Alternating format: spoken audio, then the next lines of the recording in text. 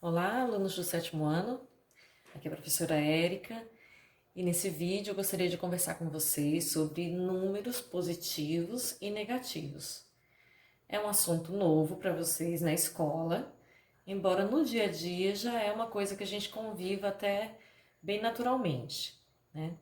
E o que a gente vai ver nessa aula de hoje são muitas aplicações desse conteúdo, quer dizer, onde é que a gente vê números positivos e negativos no nosso dia a dia. E a gente vai trabalhar muito com os conceitos mais intuitivos. A gente não vai hoje trabalhar regrinhas, decorar nenhum procedimento, ok? E a primeira situação, talvez, que a gente associe números negativos é a situação da temperatura.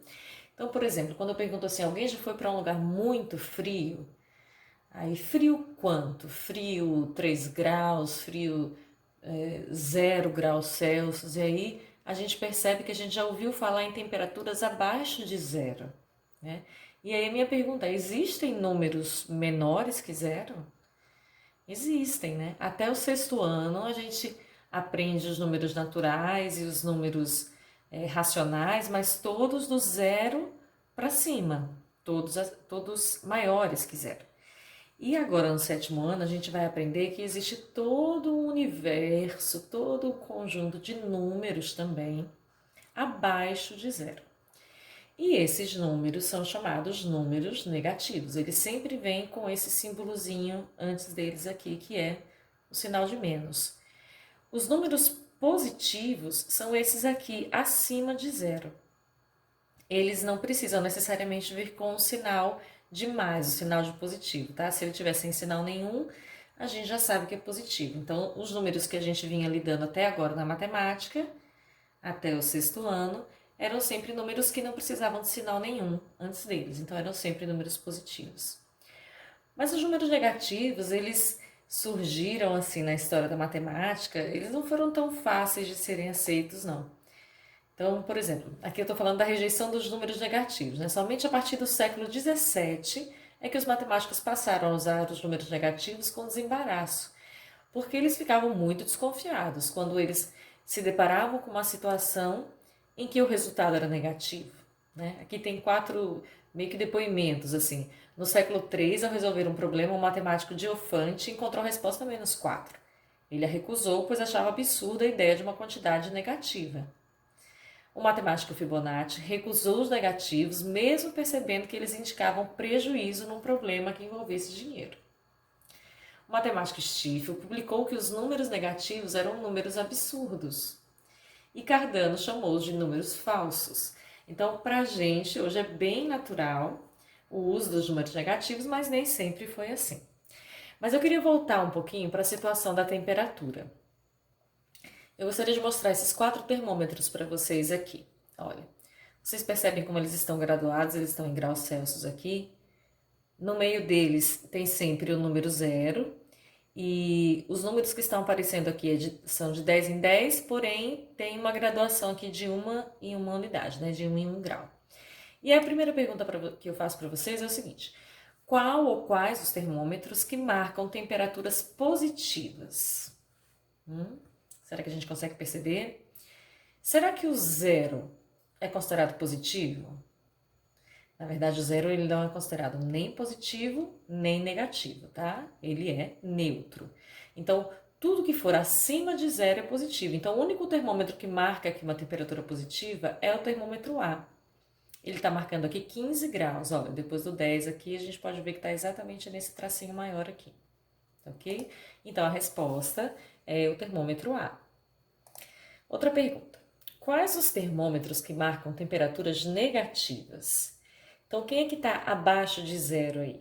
Ó, analisando aqui, a gente tem o termômetro C e o termômetro D. Observem que o C ele está 2 tracinhos aqui abaixo de zero. Então, a gente pode dizer que a temperatura desse termômetro aqui é de menos 2 graus Celsius. Já essa temperatura aqui está marcando, olha, depois de 10, de menos 10 aqui, aí a gente vem descendo, menos 11, 12, 13, 14, menos 15, 16, 17. Menos 18 graus é o que está marcando o termômetro D, tá bom? Então, menos 18, menos 2, 0 e 15. Outra pergunta para vocês. Qual é a diferença entre as temperaturas marcadas em A e C? Vocês sabem que quando eu falo a palavra diferença em matemática, isso quer dizer uma subtração, né? Uma diferença de quantidade. Não é só dizer que um é positivo e outro é negativo. Mas quantos graus tem de diferença aqui? Quer dizer, aqui é maior, né? 15. Aqui já é menos 2, é menor. Quantos graus se passaram daqui para aqui? Será que vocês conseguem me responder isso? A resposta aqui é 17 graus Celsius. Do A para o C, caíram 17 graus, né? Abaixaram 17 graus. Eu posso tomar até o zero como referência e pensar assim, ó, de 15 para zero foram 15 graus. E aí do zero para chegar até o menos 2, que é onde está o C, eu tenho mais 2 graus aqui. Então, total 17 graus, tá bom? E repetindo a pergunta agora para o C e para o D. Qual é a diferença entre as temperaturas entre o C e o D? Entre menos 2 e menos 18. Então, tipo, se do D subir para o C, subiram quantos graus? E a resposta aqui é 16 graus, tá? De menos 2 até menos 18. Como eu falei, por enquanto a gente só está raciocinando assim intuitivamente. E depois nós vamos aprender umas regrinhas que vão nos ajudar a chegar nessas respostas com mais segurança, tá bom? Bom, uma outra aplicação que a gente pode perceber, um outro uso dos números negativos, em relação aos fusos horários. Olha, vocês já devem ter visto isso aqui no livro de geografia de vocês, né? Vocês sabem que os horários no mundo, eles são divididos aqui em 24 faixas, né? Essa faixa aqui, zero, que é o horário de referência para o mundo todo, do meridiano de Greenwich, ele passa exatamente em Londres, onde tem o Big Ben. Então, todos os outros horários do mundo são comparados a esse aqui.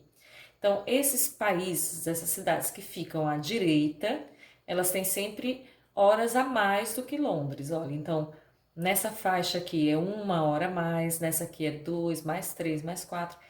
E à esquerda são os países que têm sempre horas a menos do que Londres, né? O Brasil aqui, ele consegue abranger mais de um fuso, né? Brasília aqui está no fuso -3, tá bom? Mas o que eu queria destacar para vocês aqui é essa ordem em que os números estão colocados. É como se fosse o termômetro girado em 90 graus, assim, né? Para a direita. Essa ordem aqui, dos números negativos na esquerda, do zero no meio e os positivos na direita, é exatamente a ordem que a gente organiza os números numa reta numérica. A gente já viu reta numérica dos números naturais. Agora aqui eu tenho a inclusão também dos números negativos. Vocês percebem que esses números que nós temos aqui, eles são inteiros, né? Não tem vírgula aqui, não tem fração. Então, esses números, mais infinitos aqui para a direita e infinitos para a esquerda, eles formam um conjunto dos números inteiros. Então, envolve positivos, negativos e também o zero, tá?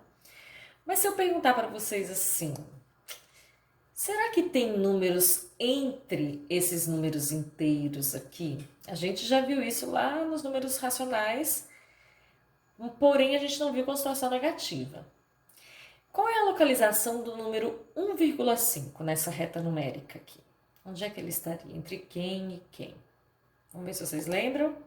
Olha, 1,5 vai estar aqui. Passa de um inteiro, mas não chega a 2 inteiros, né? Então, entre 1 e 2. Mas se eu perguntasse o oposto disso? Aliás, o oposto não, um outro número negativo, um número só que negativo. Qual a localização do número menos 0,5? Ou eu também poderia dizer menos 1/2, né? Vocês sabem que o meio é a mesma coisa que 0,5. Onde é que estaria esse menos 0,5? Entre quem e quem aí? Será que vocês conseguem perceber? Ele vai estar do lado negativo, à esquerda do zero, ou vai estar à direita do zero?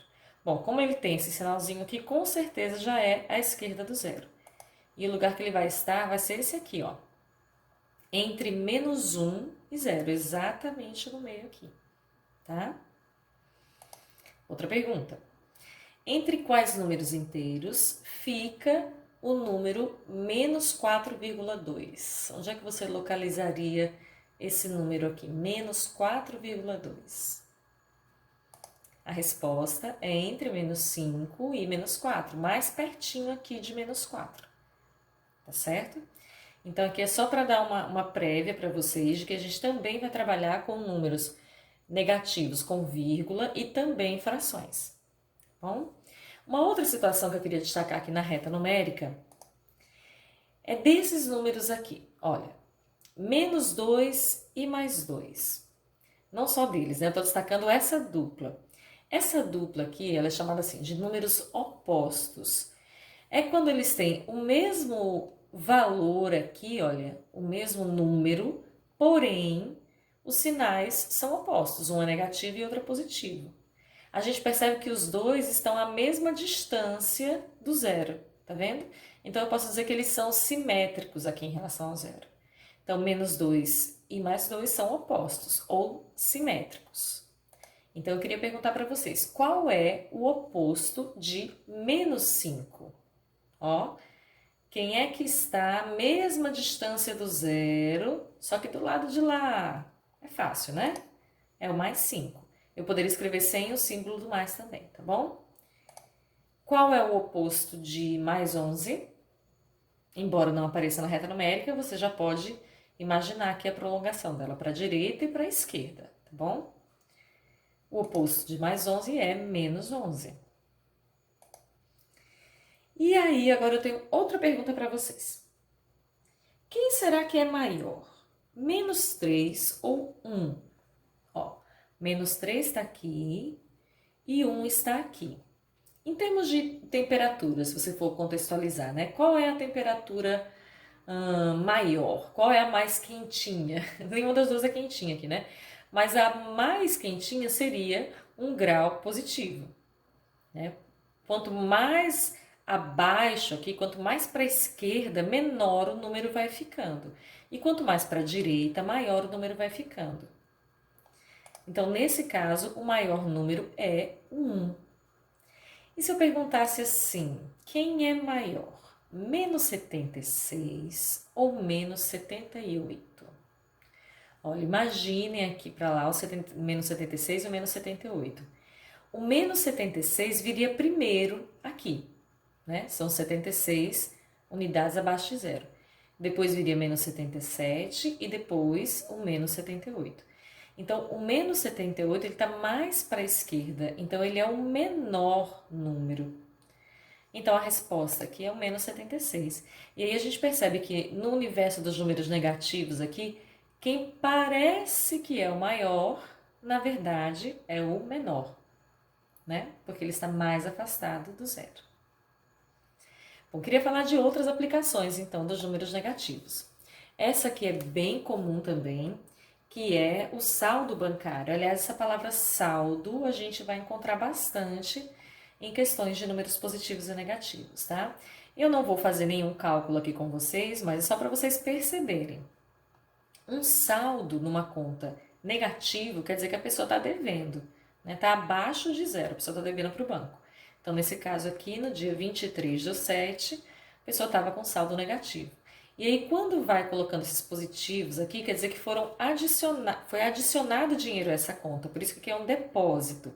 Colocou 560 nessa conta, né? Então já cobriu o prejuízo e já sobrou mais um pouquinho. Mas aqui, olha, no dia 7 de agosto, a pessoa gastou R$ 60,39, então aparece aqui um negativo. E aí, entre gastos e reposições aí, depósitos nessa conta, a gente tem um saldo final aqui até o dia 15/9, é um saldo positivo, ainda bem, a pessoa que não ficou devendo, né? Mas é só para mostrar mais uma situação para vocês. Outra, que eu acho que também vocês estão mais familiarizados, também envolve a palavra saldo e é saldo de gols. Aqui eu tenho uma tabela do Campeonato Brasileiro. Eu não peguei qual foi o ano disso aqui, mas eu queria que vocês entendessem essa tabela aqui. Aqui tem a colocação dos times, e eu queria me deter especificamente a essas três siglas aqui. Olha, aqui eu tenho quantidade de jogos, vitórias, empates, derrotas, e esse GP, GC e SG que eu quero destacar, que são gols pró, quer dizer, o número de gols que o time marcou, gols contra, os gols que ele sofreu, e saldo de gols. Saldo vai ser justamente essa diferença aqui entre o que ele marcou e o que ele sofreu. Então, quando ele marca mais do que sofre gol, o saldo é positivo. Olha, a gente pega o maior menos o menor e vai dar um saldo positivo. Eu queria destacar aqui algumas situações de saldos negativos. Olha, eu vou ampliar aqui para a gente entender. Por exemplo, o Goiás. Ele fez 29 gols, mas ele sofreu 32 gols. Fizeram nele, né? Então, eu continuo diminuindo aqui o maior valor pelo menor para calcular a diferença, porém o resultado aqui vai ser negativo. Quando os dois números aqui são iguais, né, 17 menos 17, é como se eu considerasse dois números opostos aqui. E aí o resultado vai dar zero, saldo. E assim segue com outros exemplos aqui, como o Corinthians, como o Atlético Mineiro. Então, quando os gols contra são maiores, né, maior quantidade do que os gols pró, então esse saldo vai dar negativo. Bom, uma outra situação bem rapidinha de falar é sobre altitude. Tem uma diferença entre altitude negativa e profundidade, tá bom? A gente considera o nível do mar o nosso marco zero aqui. Então, esse ponto B, por exemplo, ele está no nível do mar, no zero. Já o ponto C e o ponto E estão a uma altitude positiva, porque eles estão acima do nível do mar. O ponto A, ele está abaixo do nível do mar, porém ele está no mar. Então, aqui a gente chama de profundidade, é uma profundidade de 200 metros, tá? 200 metros negativos. Já o D, aqui, ele está abaixo do nível do mar, porém ele não está no mar, né? Então, acontece muito isso. Às vezes, algumas regiões da cidade, elas ficam abaixo do nível do mar. Então, essa altitude aqui é negativa. Não dá para saber exatamente que número é esse, porque aqui não tem uma linha indicando, mas aqui a gente percebe que está entre menos 200 e menos 400 aqui, então deve estar por volta aqui de menos 320, por aí, tá ok? Uma outra situação de gráficos aqui de lucros e prejuízos. Só responder essa pergunta aqui rapidamente. Olha, o gráfico mostra os lucros e prejuízos em cada setor da empresa do seu Marcos. A empresa dele trabalha com alimentação, com brinquedos, confecções, eletrodomésticos e utilidades. A gente percebe que a linha do zero está aqui, então as colunas que estão acima desse zero são os positivos. E os que estão abaixo desse zero são os negativos, ou seja, ele teve prejuízo aqui. Prejuízo de menos 200, vamos ver, em milhares de reais. Então, ele teve um prejuízo aqui em confecções de menos 200 mil reais. Em eletrodomésticos, o prejuízo dele foi de menos 100 mil reais, tá bom? No total, aqui ele acabou tendo um lucro, né? Não vou fazer essa conta, mas só respondendo a pergunta, quais setores obtiveram prejuízo? Então, confecções e eletrodomésticos, tá? Agora, uma última situação que eu quero mostrar para vocês, para a gente ir encerrando a nossa aula, é uma situação que eu acho bem interessante, que eu acho que a maioria de vocês já vivenciou, que é a balança digital, por exemplo, num restaurante, num self-service, ok? Então, quando a gente coloca o nosso prato lá com comida na balança, a gente observa essa massa aqui marcada no visor da balança, que a gente chama de peso, né? Mas aí eu me pergunto, esse peso aqui está incluindo o prato, não está incluindo o prato? Eu estou pagando pelo peso do prato? Como é que funciona isso, né? Então, obviamente não. Esse valor aqui que é marcado é só o peso da comida. E como é que eles fazem isso? Para onde é que vai o peso do prato? Então, eu queria explicar esse sistema para vocês. Ó, então, a gente inicia com uma balança zerada aqui. E aí, a primeira coisa que se faz, o restaurante faz isso antes de você chegar, ele coloca o prato em cima da balança e aí esse prato aqui bem pesadinho, ele é de 0,600 quilogramas, ou seja, eu vou falar 600 gramas, tá bom? Bom, esse prato é de 600 gramas. O que que vai acontecer? A pessoa lá do restaurante vai apertar esse botãozinho aqui, que chama-se tara. Quando a gente aperta esse botão, ele zera o visor que está aqui. Ó, o que que vai acontecer? Apertou, zerou o visor. Isso quer dizer que para essa balança aqui, o marco zero vai ser esse peso do prato. Tudo que tiver acima desse peso do prato vai ser contabilizado como positivo. Ok? Então, você realmente só vai contabilizar a comida. O que que acontece nessa balança aqui se eu tirar esse prato? O que que vocês acham que vai acontecer? A balança vai sentir falta desse peso, né? Já vai estar abaixo do marco zero dela. Então, se eu tirar o prato, aqui vai marcar um valor negativo, menos 600 gramas. Então, o processo é o seguinte: quando você chega para pesar o seu prato, já tem um número negativo lá, que é o peso do prato, tá? Que já está descontado. Então, você acrescenta o prato, ele vai zerar, e aí você acrescenta a comida. Só que a gente acrescenta tudo junto, né? Então, com o prato de 600 gramas e mais a comida de 350 gramas, então só vai marcar aqui o valor do peso da comida. Então, é como se a gente tivesse esse cálculo aqui, olha. Tinha menos 600, né? Quando você chegou na balança. Mais 600, que é o prato, mais 350, esses dois números opostos aqui, eles vão acabar se cancelando e o resultado fica 350 gramas. Entenderam? Para finalizar a aula, eu tenho um desafio para vocês de balança. Bom, eu tenho aqui uma balança zerada e essas figuras aqui espaciais com essas massas fictícias, tá bom? E aí a primeira pergunta é o seguinte: como é que eu poderia deixar 10 gramas no visor da balança usando esses objetos aí? Será que alguém tem ideia? Vai pensando. Você pode apertar o botão Tara, você pode colocar o objeto, tirar, colocar outro. Bom, eu vou dar a resposta aqui desse primeiro para vocês. Olha, para a gente deixar só 10 gramas aqui, o movimento que a gente poderia fazer é o seguinte: colocar o cilindro aqui em cima da balança e aí você aperta o Tara. Quando tirar o cilindro, vai ficar marcando aqui menos 90. E aí, para compensar esse menos 90 e ainda sobrar 10 gramas, que é o que eu tô querendo, aqui tá errado, viu, gente? Eu fiz aqui a conta ao contrário, então eu vou corrigir no vídeo para vocês, tá? Mas seria menos 90 mais 100, dando o resultado 10 negativo, tá bom? Segunda pergunta: como deixar menos 25 gramas no visor da balança? E aí, que peças você poderia usar aqui? Já tem ideia? É o mesmo processo, né? Eu poderia usar a esfera para colocar logo aqui na balança, pesaria 125 gramas. Aperto o botão Tara e tiro a esfera. Então, vai ficar marcando aqui menos 125.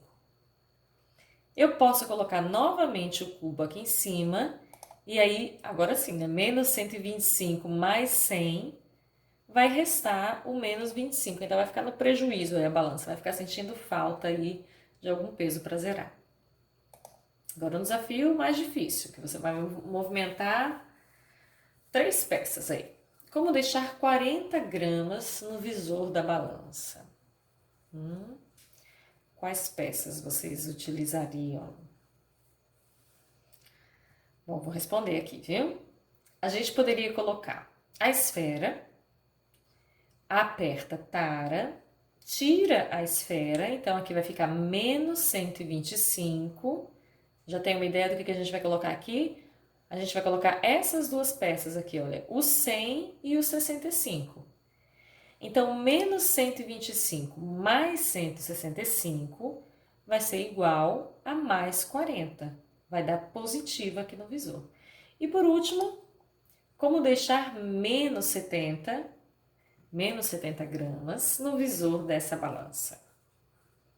Dá um tempinho para vocês pensarem aí. Também vamos utilizar 3 peças. Bom, a resposta, nós podemos colocar o cone e o cilindro, que juntos têm 170 gramas, a gente pode colocar aqui na balança. Aperta a tara, tira esses 2 objetos, então vai ficar aqui menos 170. E aí, quem é que a gente vai colocar aqui para compensar e ficar só menos 70? A gente vai colocar o cubo novamente. Então, menos 170 mais 100 vai ficar igual a menos 70. Tá ok? Meus queridos, espero que vocês tenham gostado desse assunto, entendido essa introdução. E nas próximas aulas aí a gente já vai dar mais detalhes, aprender mais algumas regrinhas. Tá bom? Então, até a próxima.